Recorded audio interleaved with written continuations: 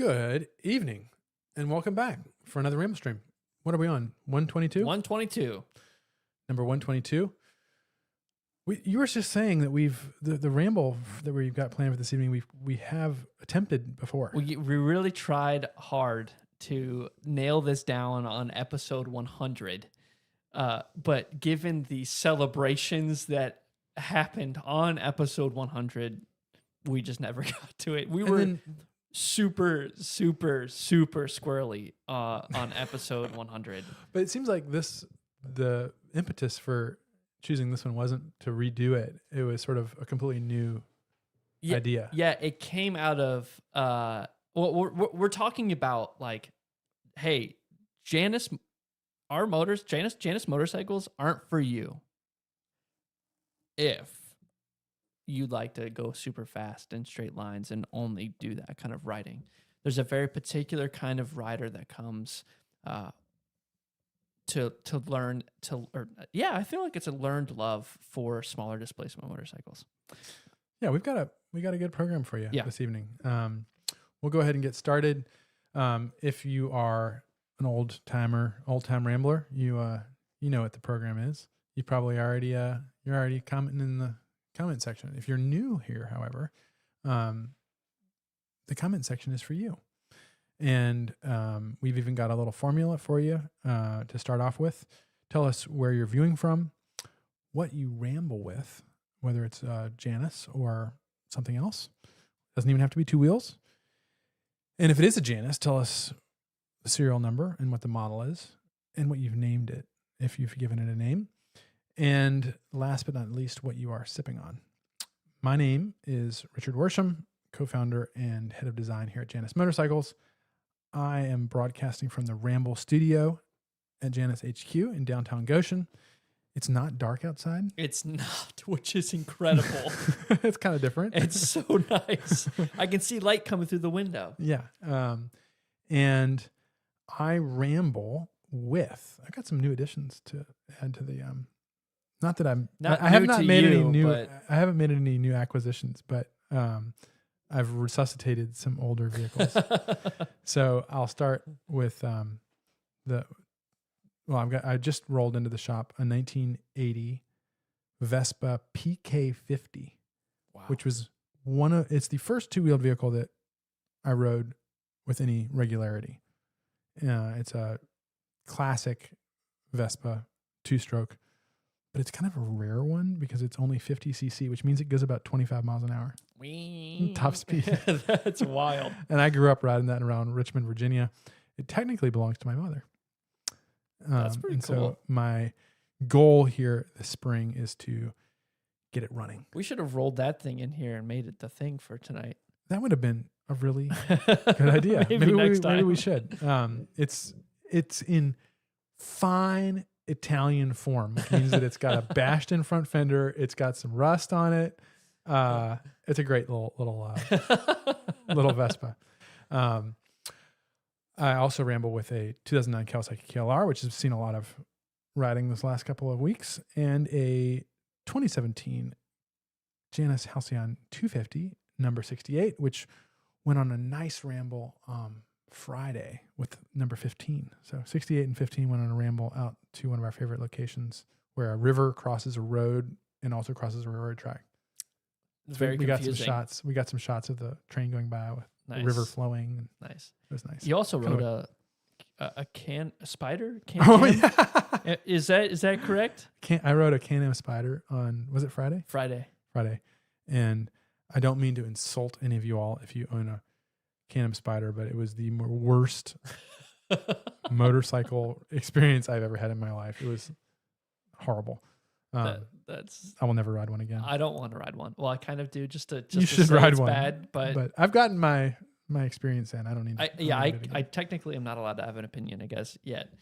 My name is Jansen. I am also coming to you live from. And I'm sipping on water tonight. Yes, thank you. Sorry, didn't mean to cut you off there.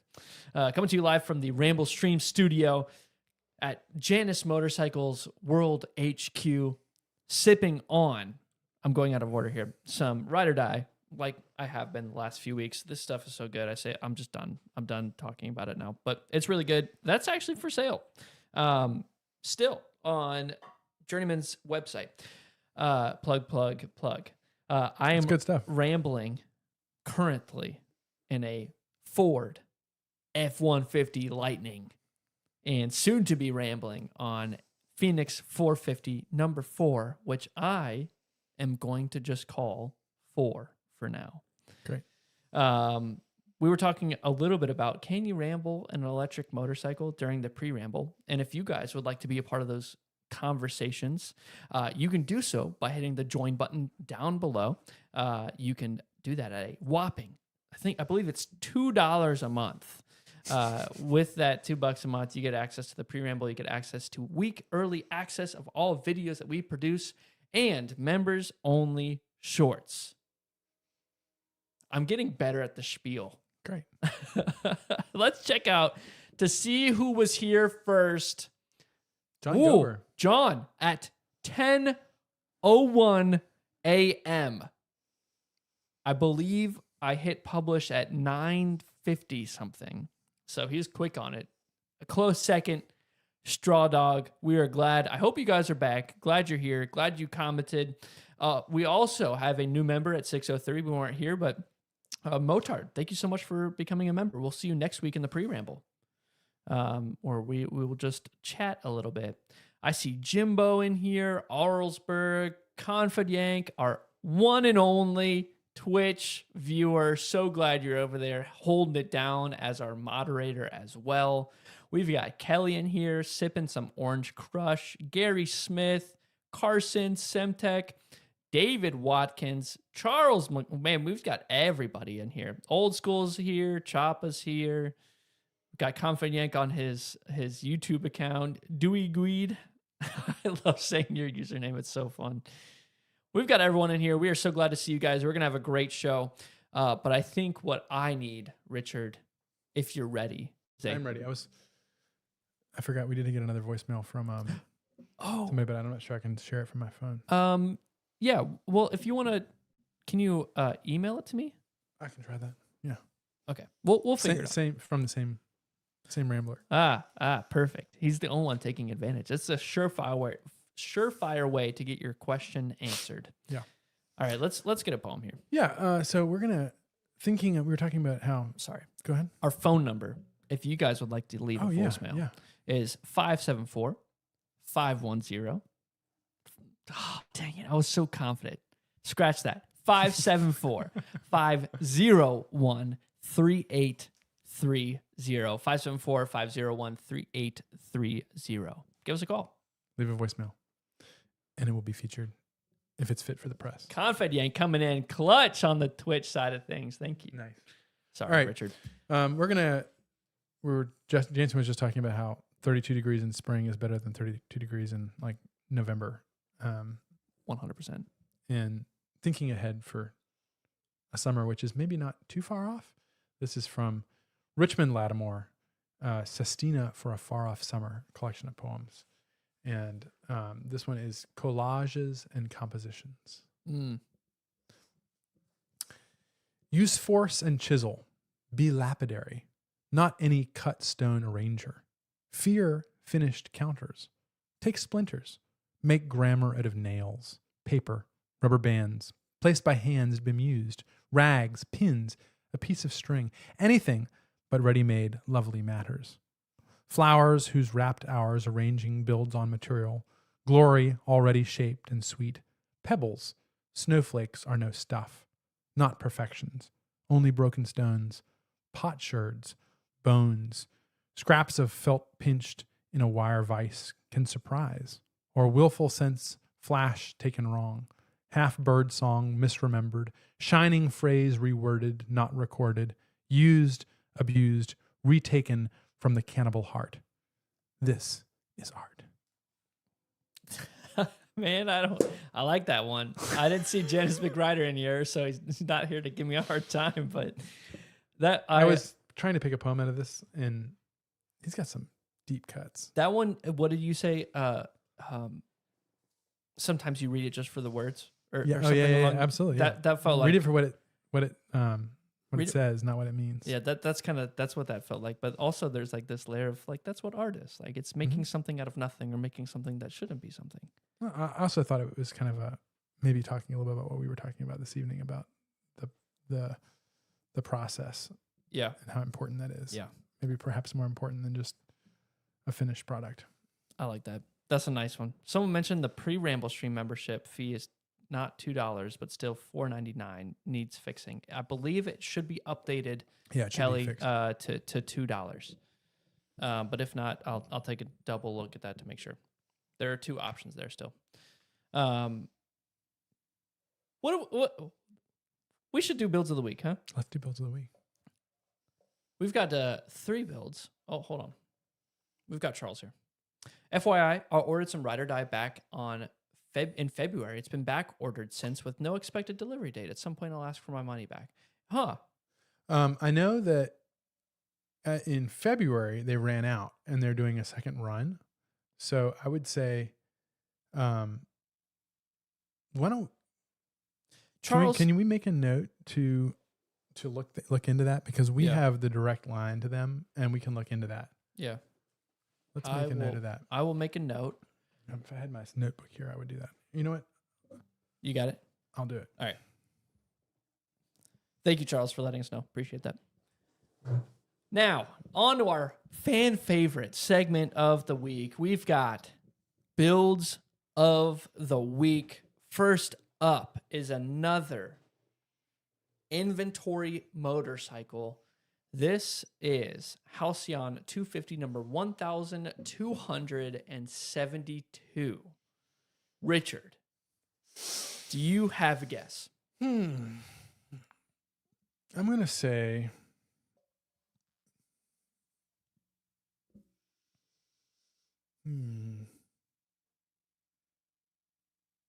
Maze.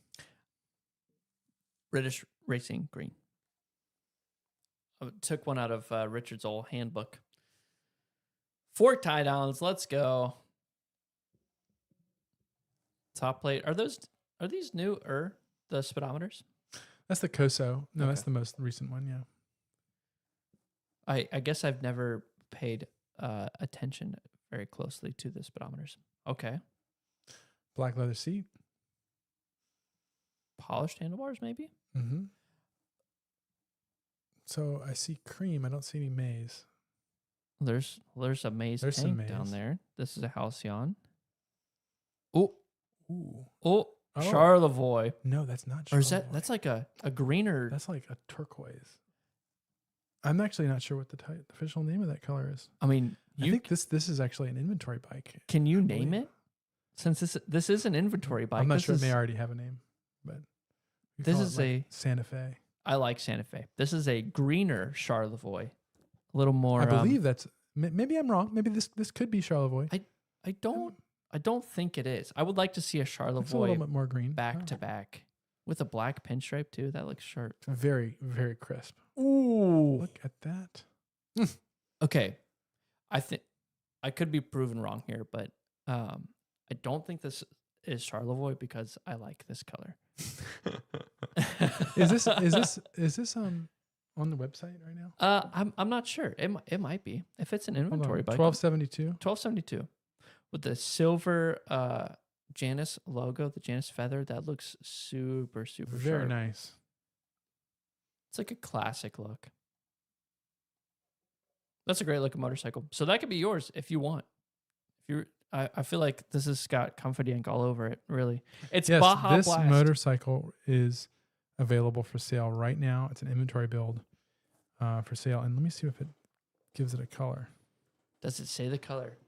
Baja Teal, Blast. teal Halcyon. Teal. They call it teal. We can't live with that. We can't. We can't call it Baja Blast because I believe that's trademarked by Taco Bell. But sorry, Motard. Sorry to ruin it for you. But I definitely think Santa Fe Blue. It's got to be. It's got to be. That'd be a nice one. We'll see what people think. That's sharp. What do you guys think about Santa Fe Blue? We'll move on though. Okay, up next we've got Kenneth's Griffin 250. This is Griffin 250 number 174. Okay, so go ahead. You go first this time. I am going to say, oh man, Griffins also feel like BGR as well, or BRG. Ooh. I'm going to say black. That's what I was going to say. Ah. So just to be different, I'm going to go with. I'll go with maize. Maize again. I was going to say black though. Baja blue is not bad. That's a certain jewelry maker blue. Amy says. I don't know what you mean. Is that call it Sedona Sky? There's lots of good ideas for the blue here. Okay, we've got Simtech with the maize and Jason with the black. Well, I don't know if they're just saying what we said or if they're actually guessing, but those are just our two guesses. Here we go. No fork tie downs. On a Griffin? Oh no. Okay. I think you're more likely here. Ooh.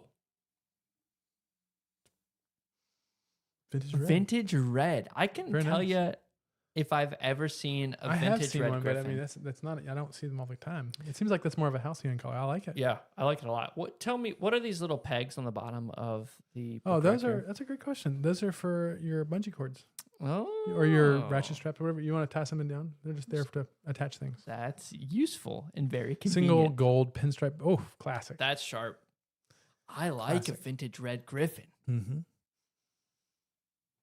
Nice. Some details here. Tires and wheels are on. I mean, call me goofy, but I've always liked how the Griffin fenders aren't lined up with the wheel, but you can tell where when they compress that they do line up. It's got this very like It's got utilitarian a kind of. It's active. It's very active. Yeah, it's a good way of describing it. Yeah. You can tell what it's supposed to do. Those wheels are supposed to go boing, boing. You're supposed boing. to be jumping this sucker. Yeah, that's sharp. It's got a second mirror, Very bar and nice. weights. Bar and weights, headlight visor, saddle brown leathers, and wheel pinstripe. Man, Gold wheel pinstripe. Very nice. that's a good look. I'm a sucker for a Griffin.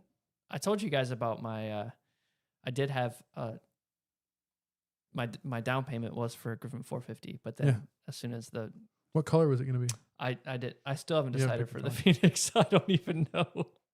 I think if I got a Phoenix or 250, I'd get a Halcyon, of course. But I think that maize is just singing out to me. I just love that color. If I had to get a 250, if I could get a 250, it would be a Griffin 250, and I would probably do like the satin black. Cool. Well, good job, Gavin. That's great. Yeah. Well, that was Kenneth's. Oh, that was Kenneth. Oh, Gavin's next. We've got all three models in here Okay. for the first time In a ever, while. I think. Up next, we've got Gavin's Halcyon 250. This is 250 number 10-7. And So this is the 10th anniversary. already know the color to this one. Okay, so you're out. I'm gonna go with I'm gonna go with my black. What was that look? Oh, we'll just keep going here. Is it frame matched?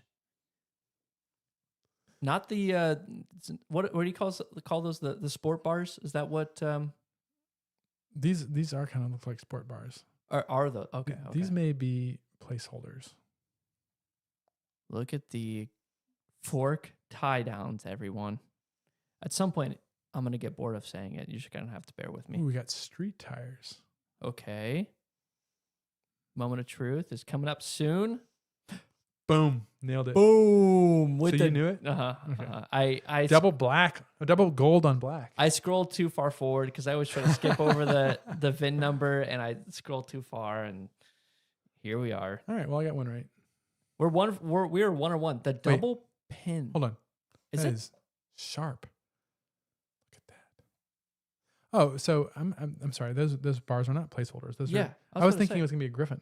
No, this is a Phoenix. This is Phoenix 10-7. That's right. Yeah. Beautiful. So these are classic colors. This is what number Oh crap! What number? That's why I said street tires. I was like thinking Whoa, it was going to be a Griffin whip. Is it a supermoto? Yeah. That would be Very fun. nice. Man, that double pin looks really good. Double pinstripe looks awesome. Black vinyl seat. Oh yeah. And you got the nice little side covers. What a classic. A classic Phoenix. One of the last, unfortunately. Phoenix 250s, but great looking motorcycle. Great work, Gavin. Good builds of the week. Oh my gosh. Did you not share them? I didn't share it the whole time. Any of them? No, just... Oh, just the black one? Well, give them that shot right there. I haven't done that in a long time. Show them that one. Look how sharp that is. That's good. There You can see it now. Sorry, folks. Hey, add that one on my... Wouldn't be a Ramblestream with egg glitches. Add that one on my tally. There are far and few, knock on wood, in between nowadays. But Thanks, Gary. read the comments. Can't see the bike. See, the fun thing about this is we're on a different tab scrolling through the pictures, so we can't see the chat. Do we need two screens? We need a second monitor. All of the super chats will now go toward a second monitor. You could put your computer up here. So you could probably run your... Yeah, we can run the chat here, but I wouldn't be able to read it. Good grief. Oh, wow. You were right. It is black. Doesn't that look sharp, though? That's nice. Looks like the classic Triumph color scheme. Very classic. Yeah, Carson. Looks good. So up next here, we've got a thing. Go ahead. You can see it in the studio. All right. Yeah, that's half the battle, right? What do we have for a thing, Richard? Oh, wait. It's my turn to say what a thing is. Yeah, it is. A thing. Can we ask the chat? Can we ask the people in the Call chat? a friend. Can I phone a friend? What is a thing? A thing. I'm trying to think of a different way to explain the capital T thing. And I would say, what can we go down this this path for a little bit? A thing is something that is able to be helpful and useful, whether that was its original intent or not. Can we say that? You're taking inspiration from tonight's thing. I'm taking inspiration from tonight's thing. And yes, Kelly, the lamp behind us is a thing. And believe it or not, episode 100, I can't believe you're saying this. Episode 100, this was the thing, was the lamp. You remember that? I watched it. I watched it this morning. The thing is one great classic. What is that? Skiffy? Sci-fi. Sci-fi. Skiffy. Skiffy? Yeah, that's what you say. One great classic Skiffy. That feels like a very McRider. It feels like an old school comment. Sci-fi? I know what sci-fi is, but I don't know what Skiffy is. Oh my God. The lack of space. The lack of a space there is driving me nuts. I'm not going to say anything. Listen, Janus McRider isn't even there to give me a hard time. I miss him. Everything on the shelf is a thing. That is true. Semtech. $2. Second monitor. Please no, I don't have room for another monitor. We literally we can't fit Croc tax. we can't fit another monitor in here. Croc tax is good. I like that. But that's my definition. Does that count? Yeah, sure. So what is it? What is so the thing? Tonight's thing. We don't need a thing camera for this one. This is a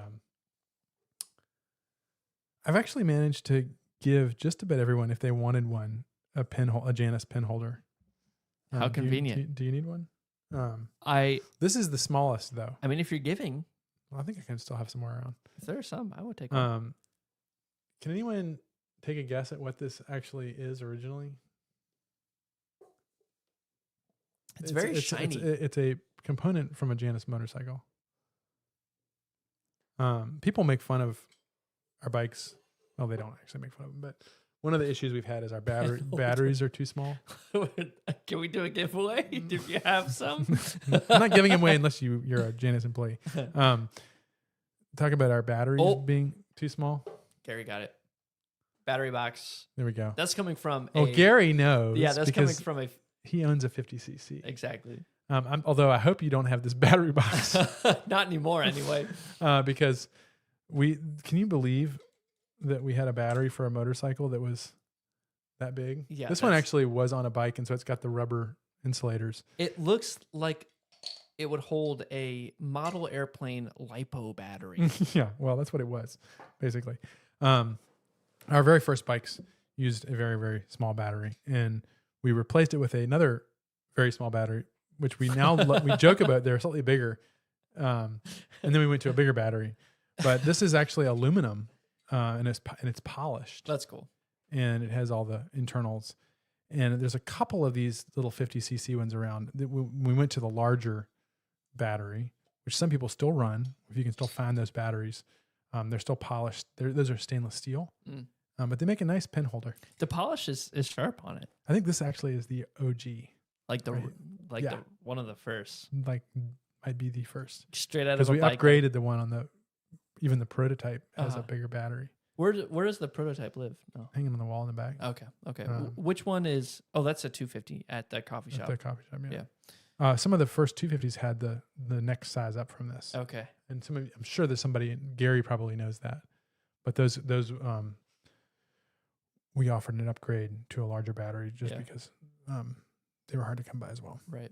Well, majority of motorcycle, I mean, all the 250s are kickstart. Well, like, was the original intention because the 50 cc's were kickstart? No, it was just that we thought we were not used to having batteries on any of our two strokes, and so we're like, oh, we'll just put a battery on it, and this is a small one that it'll fits. be fine. And then we realized that they worked, but they didn't have. There was very, very low cranking amps. I mean, I think it was like under 25 cranking amps, which is insane. But wild. Every time I reach for a Sharpie or a fork or an extendo pointer finger, I get a little joy because it reminds me of our batteries. Gary says, yes, I got the upgrade for my 250 and I still have that chrome battery box from my original 250. Well, Gary, you can use it as a pen holder, as you see here. It's perfect. That's a great thing, Richard. Thank you. It qualifies, you think? In its own way. I think it does. I think it's very useful. Who wants your pens rolling around on the table by like all willy-nilly? Like, not Richard, not me. We've got some news and events for you. Richard, you want to take the first one? Owners Rally is live. The tickets are available. The weekend, September 17th through 20th. And it's called the Ramblers Roundup. Got a kind of a Western theme this year. Everyone has to wear cowboy hats. Gary says his Halcyon 50 still has the original battery box. That's cool. Nice. Do you, does your battery still work or do you kickstart it every time? Because they're so easy you can kickstart, you can hand start them. I've got a video of me doing times. that. Really, just hand starting it. That's cool. So back to the Ramblers, what is it called? The Ramblers Roundup? The Ramblers Roundup. It should be Ramblers Reunion. I didn't fully sign off on the title of it, but here we are. I'm marketing it, so it's great. It's awesome. It's the best thing ever. It's going to be amazing. Cowboy hats? And tickets are available. They start at a much more affordable entry point, which is called the Get Me There ticket, which basically gets you here. You can participate in all the kind of larger events, rides, and stuff like that. And then if you want the VIP ticket, you can get that, and that gets you access to all events. We're basically trying to make this as accessible as possible to folks that, getting here, if you're in California, it's not cheap. So we want to help you to get here. Yeah. And then if you want to, you can even pay for some things kind of a la carte as you go, or you can purchase tickets by the day.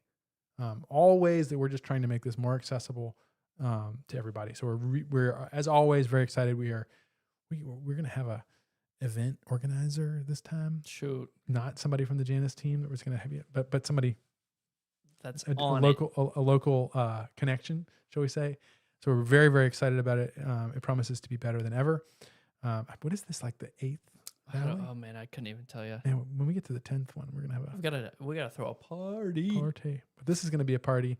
We got a lot of new ideas that we're circulating, so we look forward. My goal is to get more bikes here. So if you've been considering one in the past, this is a great year to start. We have a lot of. It's going to be easier than ever to get here, and we have a great program we're looking forward to. Subarox asks, are there going to be vendors? Are you looking for vendors? Yes, there are. We have multiple vendors.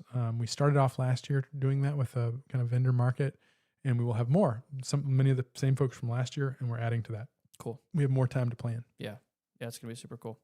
And Amy says vendor submissions will be opening very soon. There you go.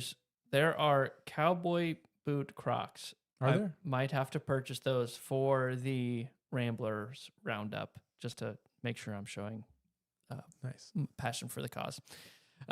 Super excited. Last year was fun. That was the first ever owners rally that I went to. And I had an absolute blast. I believe we're also doing another live Ramblestream, Yes, we are. which will be a lot of fun. We had a lot of fun last year doing that. It was a lot of fun. That was great. We've got some other special Ramblestreams coming up soon. That's right. I forgot about that. In May I don't know enough about I'm it. not sure on the exact We'll date. just tease it for now. Just stay tuned for some dates on some special Ramblestream. If you're in the Detroit area, we'll be going up to an event at Moto. Yeah, what? The end of next month, I believe. No, maybe it's May. I think it's May. It's I think May. it's May. Up at Moto in Ferndale, and I think we're going to do a live Ramblestream from there. We'll put up the dates, and I'm not even sure that's on the website yet. Yeah. So Yeah, it's gonna be a lot of fun. or Amy can sing out in the chat. Yeah, Amy, if you got that locked and loaded, that would be Tell awesome. us the dates. Our second news and events portion, I don't even know how to say it. Our second thing, we are opening Discovery Days back up for the summer. That's normally And the like first one is it's this weekend. Yeah. This is for if you own a Janus motorcycle, and if you don't, you can come hang out. If you do already own a Janus motorcycle, these are free for you. Just go ahead and you have to get a ticket though. Yeah. So I'll post a link here.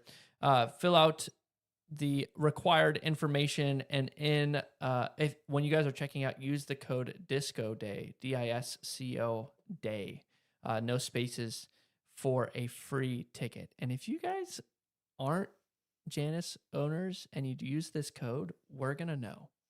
May 31st, Moto Market at Moto, Michigan. This promises Hunter, who did Winter Moto Camp, which we did a video on, is putting this on at his facility. It will be amazing because he's really good at curating events. Yeah. It's an incredible venue. There's a bunch of bikes, a really amazing community of riders up there. And so we're looking forward to that. Yeah. A lot of vendors. It's going to be a lot of fun. I'm excited to go up there. We are going to be getting into the ramble here soon. We will see you all back right after this break.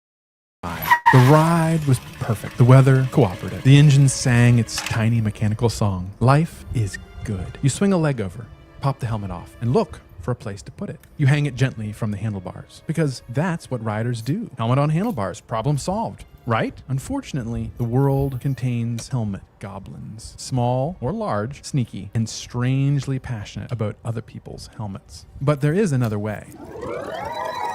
Introducing a revolutionary motorcycle technology. It's called a helmet lock.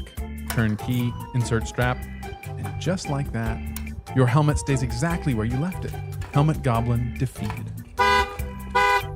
No electronics, no apps, no complicated gadgets. Just a simple mechanical solution to a problem every rider eventually learns the hard way. Because sometimes the smartest motorcycle technology is the stuff we already figured out decades ago.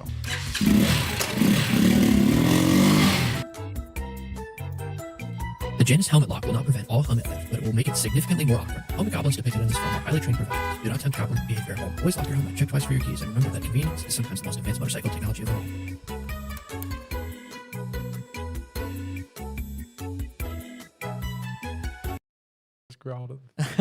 Kelly's dog just growled at the thief. Hey man, no one likes a helmet goblin. Jason, I'm not sure. It's pretty quiet on our end, so we'll be workshopping. Is that. it loud for everybody else? Yeah, I'm curious. We'll be workshopping that transition there as we do more ad breaks. We will be doing more ad breaks. Able to use the restroom in that short amount of time.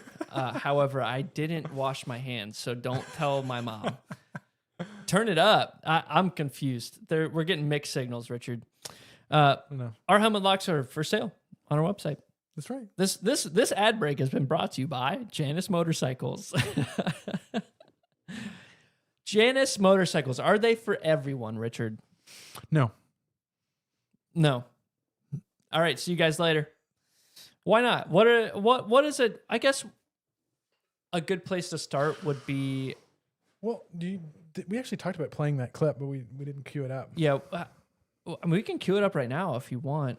Why don't I talk about it a little bit? Yeah, talk about it, and I can see if I can look. So the idea for this is not it's not totally. I mean, obviously, we've thought about this a lot. And we've said something to this effect that, if a Janus there is no such thing as a universal motorcycle. Even if there's something called a UJM, there is no universal motorcycle for every use case. And so, there are some people that are not going to appreciate a Kawasaki H2 supercharged motorcycle. It's just not going to be their cup of tea. There are some people that are not going to appreciate a Janus motorcycle because it doesn't do everything. And I was watching, I don't know if any of you all are familiar with the YouTube channel. I think it's called Darcy and the Old Man. Is that what it's called? Yeah. They do just really, really fun stuff. And a lot of times they're talking about Royal Enfields. And they like funky, different bikes. But they were talking about how a Royal Enfield rides and how, especially the smaller displacement, the older designs. And they did a really good job talking about it. So you want to I've got it queued up here. Is 20 horsepower enough in the real world? And the best way I can answer that is to say to you that you need to define yourself, first of all, as what kind of rider you are. If you're the sort of rider that wants to go out and accelerate as fast as possible, to ride as fast as possible, to overtake everyone all the time, to take corners as fast as possible and lean over as much as possible, and see a ride as this opportunity to ride as fast as possible, this is not the bike for you. This is a bike where you get on and go somewhere, take your time, enjoy every mile, and it's a brilliant bike for that. It will go on the motorway, it will do 70, 75 at a push, but it's much happier at 60 miles an hour. But this is the bike that you don't really want to take on long journeys on the motorway. This is the bike you want to get off onto the B roads and explore the little places that you see. When is 20 horsepower enough in the real? I hope you guys could hear that because it sounds good. Okay, great. Yeah, good. They got to see it. We did. We succeeded. We did it. So I thought that was just a remarkably well put way of describing a rambling motorcycle. Yeah. And I was really taken by it, and I just thought that's a conversation that we don't have enough. Is what is it? Why are we riding these things? Yeah. What is the point? What's the point? Right. Exactly. So he basically said that this is not for you if the getting is an obstacle. I think that's the best way I've thought about it. Yeah. Like if the mileage between where you are and where you want to be is literally it's like an obstacle to you, then what you're trying to do is you're trying to get there faster. You're trying to go faster. You're trying to pass people. You're trying to use the interstate. I'm not saying that that's a problem. I mean, you can choose to do whatever you want. There are fantastic machines for that. But if you treat that like an obstacle, then a Janus motorcycle is not the right motorcycle for you. It is something that makes the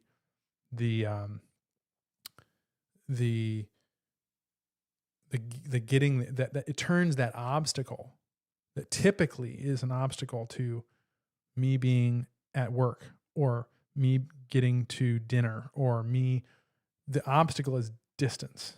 Yeah. and time and delays and weather. Those are obstacles, right? Right. And what a Janus does is it intentionally turns that obstacle into the whole point Right. of why you're doing it.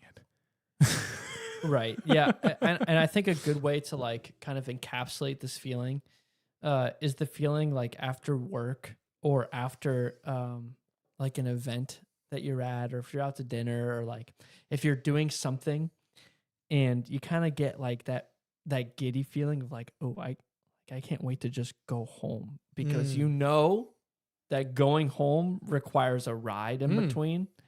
And always looking forward to that, like, oh, I'm definitely like, I'm gonna take a ride, but the intention, like, yes, I will end up at home after work, but I'm probably gonna take a lot longer than what I like what it would take me. I remember my wife always being kind of upset. She bought me this motorcycle, okay?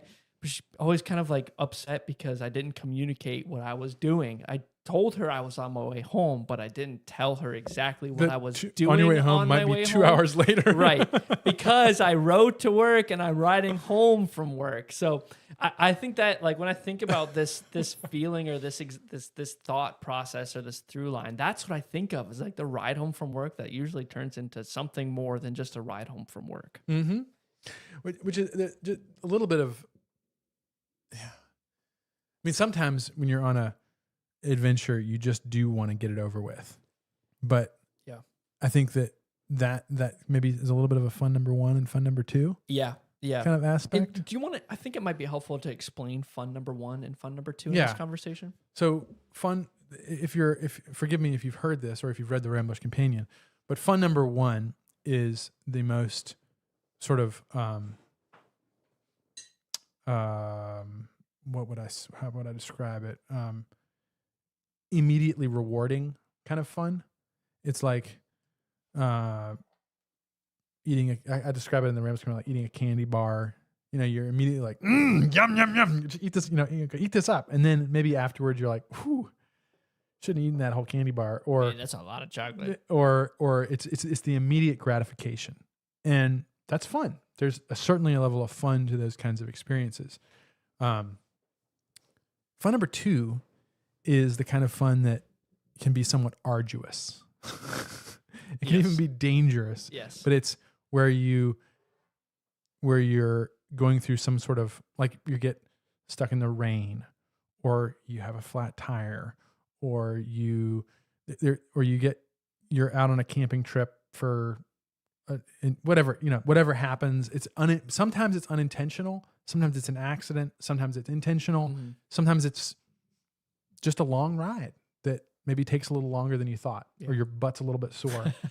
But they're the kinds of experiences that write themselves in your memory.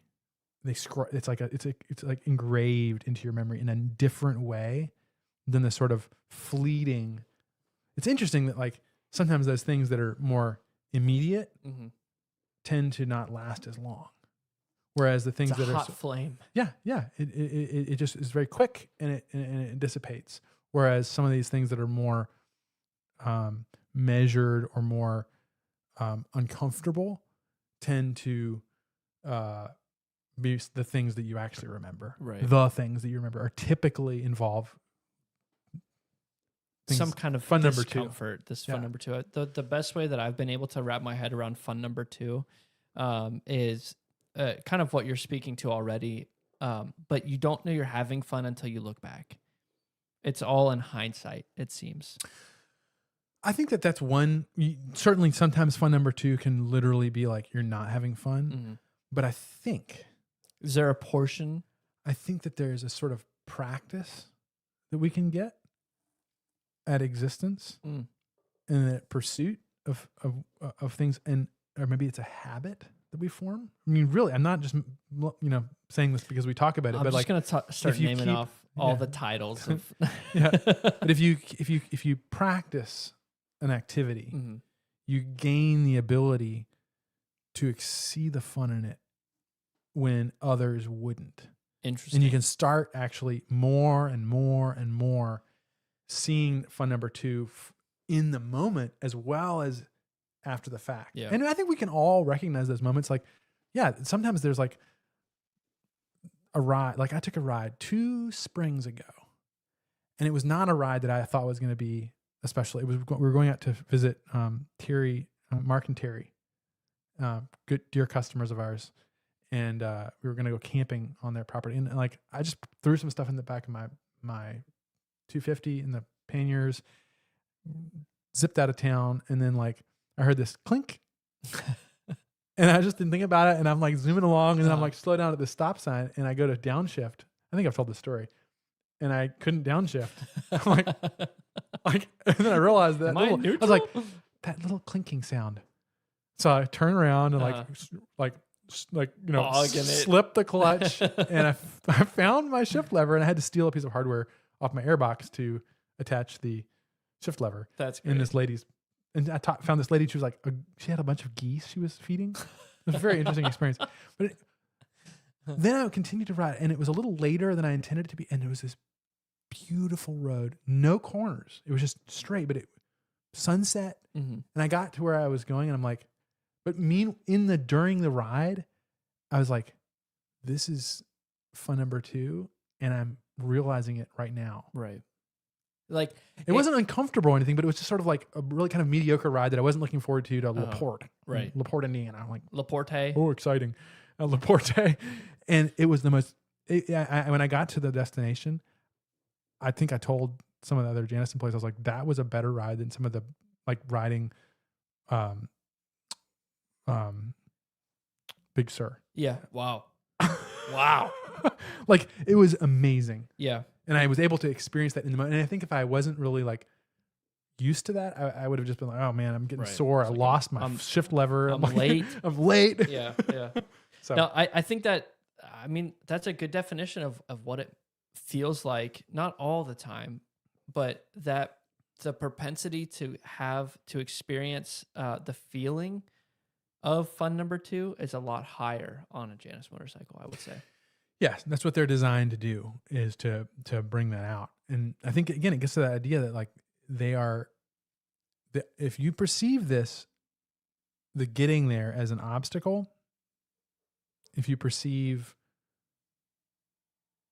you're worried about what perception is, like, you know, a lot of times, well, you're going to have like this, we have this image of a motorcyclist as this just like meaner, badder, more cool than anyone else. Mm-hmm. And somehow that's what motorcycling is, as opposed to all the things that everyone all of you all, and that we know motorcycling is about finding your limits, transforming yourself, agency, understanding your machine. Right. It's a lot more personal than that.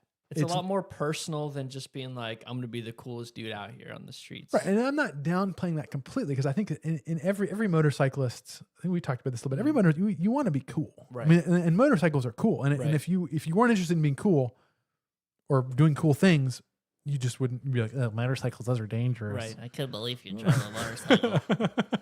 What are you going to do if you get in an accident? So there's an element of that, but that isn't everything to it. Right. And I think that so many motorcyclists take that as the be all and end all. Mm-hmm. And to the point where it's literally a costume that they put on when they ride. And it's instead of being who they really are when they're riding a motorcycle, like, and enjoying it and getting the most out of it. Right. So, yeah. So yeah, there are these times when that water is just delicious. Slightly coffee flavored. Because there was coffee. there was coffee in it today. There's the question then, like, why? We talked about this a little briefly, but like, why do we ride? Mm-hmm. What is the purpose, if not to enjoy it, if not to learn and grow from it? So what would you say to someone who isn't used to this way of thinking, and they're thrown into like, hey, you have to ride this small displacement motorcycle across the state. I mean, if I was to force, if someone was forced to do it, and and then I would say, slow down. And both physically and mentally, or what do you mean by slow down? In every sense of the word, slow down, calm down, and use your senses. Whether that's your clutch hand, your shift foot, your brakes, your nose, as your whole body as you experience changes in temperature. That's like this thing that you've treated as like something you just kind of blast through isn't an obstacle. And I mean, that analogy I think can be taken to a limit. I mean, I think even, your every motorcyclist knows all this stuff. I don't want to pretend like this isn't an obvious. Like this, yeah, like this is a new thing. They've chosen motorcycles because even if it is a massively powerful or very loud or very fast or very, very comfortable bike, they're riding a motorcycle because you all are riding motorcycles because you want something better than a car. Right. When we were talking about this on Friday, the thing that kept on like coming to mind when we watched the video that we showed you guys, it's like, if you guys want to, I think the statement was, if you want to not go above like 60 miles an hour, but you're going around corners and you're using like every ounce of the bike and you're like enjoying the moment present, like it feels like well, duh. Like that's right. Like that's the only things I want to do on when I ride a motorcycle is I want to go around corners, and oftentimes when I'm going around corners and like riding on the roads that I want to be riding on, I'm not going above 60. Right, and like do you want to spend all your time on the slab on the interstate? Right, on 8 inches of concrete? No. I mean, I have ridden lots on the interstate, and typically it's because I have made the thing between 2 points an obstacle to get through as quickly as possible, and whether or the thing between 2 points the time is an obstacle. Yeah, I have to get from one place to another in a certain period of time, right? And that's fun, especially if you're on an iron butt ride. Mm-hmm. Yeah, that's a different. But that obstacle you've now made into an entire saga, right? Because that obstacle is now 1,000 miles, right. And that's like substantial. It's like it's so a challenge. So maybe we're illustrating just that there are lots of motorcycles, and if getting from one point to another or covering a certain number of distance or going a certain speed is something that you find the reason that you ride, then maybe a Janus isn't for you. Right. But that's okay. Yes, it's okay.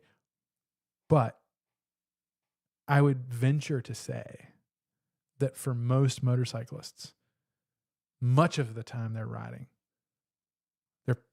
they're chasing the same thing every Janus rider is. And they would appreciate that experience. Yeah. But it does take a sort of letting all your preconceived notions about motorcycling and setting them to the side and then reevaluating them. I was just talking to one of our dear customer who was in today. He's picking up his second bike tomorrow. Nice. And he was talking about he's never taken. He used to have a Royal Enfield. Oh yeah. 500. Very similar to the video we just watched. He's like, he's never taken it on the interstate. He never rides on the interstate. He barely drives on the interstate, and how much he enjoys the people he runs. And he was talking about this.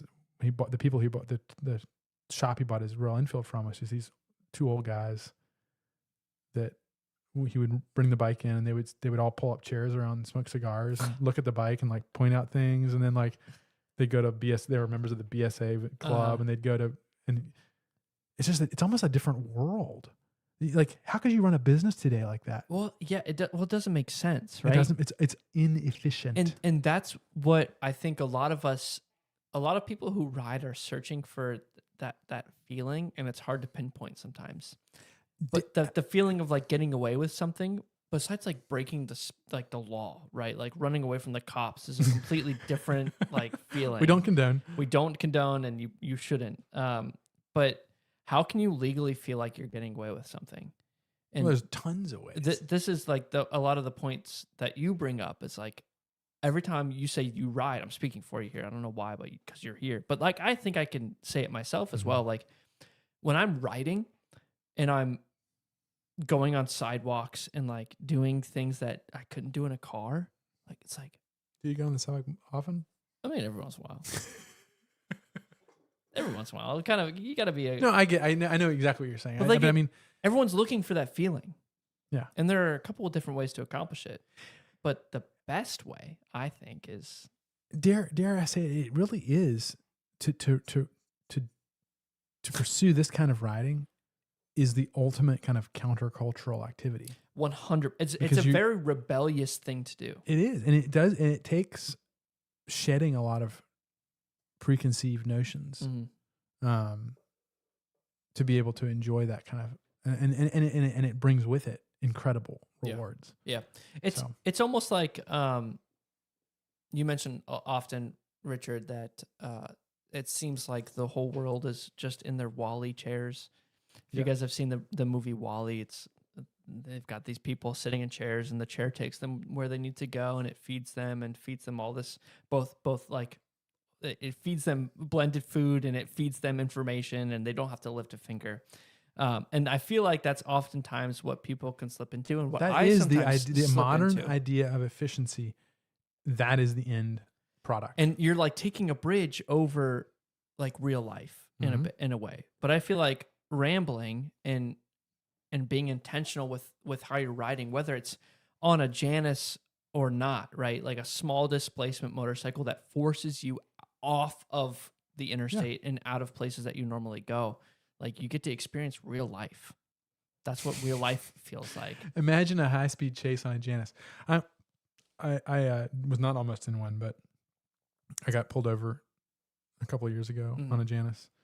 I think they thought I didn't stop at a stoplight or stop sign. I may have kind of rolled through it. Yeah, I didn't set my feet down and whatnot. And I pulled over, and then I was like, I'm in the highway, so like I'm gonna pull over a little bit more. And the cop thought I was like running, so he like flipped out, and of course I wasn't. And then he was like, "What? You can't, And I was like, "Did you think I was gonna try and run away, like try and escape?" And that's when he was like, "Well, no, not really." I was He like, generalized every single motorcycle rider and said, "This is what he's doing." I did not get a ticket.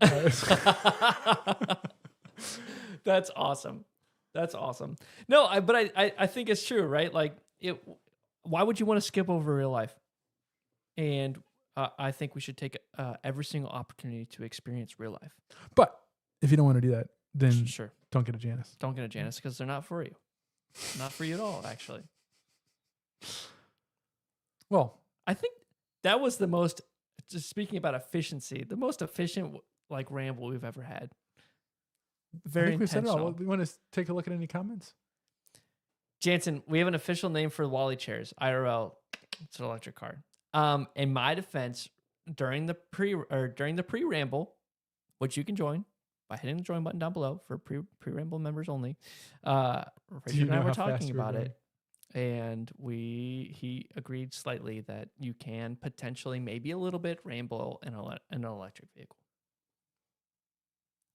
That was a lot of caveats, but Simtech says it's impossible. I get speed wobbles at 65. Deep cut. Holy cow. I could never escape. I could never get away at 65, especially.